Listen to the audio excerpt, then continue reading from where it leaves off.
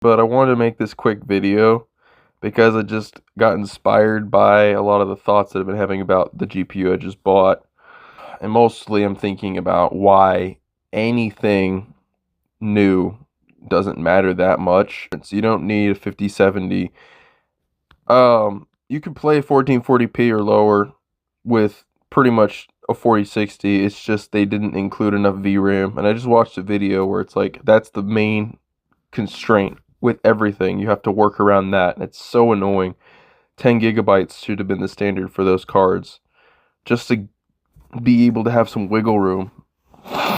But the fact that I got 16 gigs on mine is just I'm so happy. Even though I spent 570, pretty much almost 600 bucks, I'm still happier with that.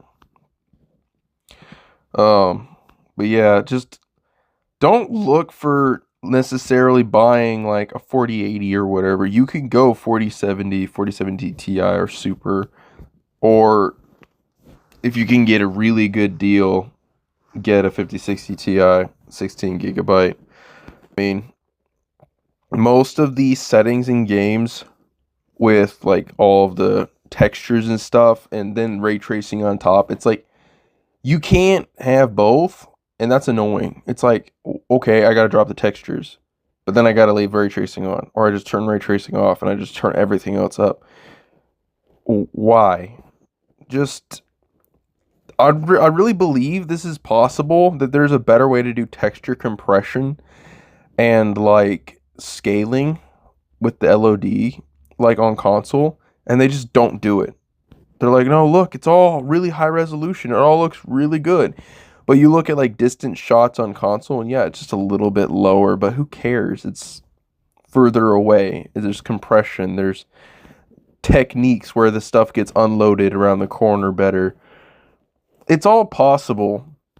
Or just don't cast array in a certain area. You don't need to cast array every freaking spot with global illumination is a big issue.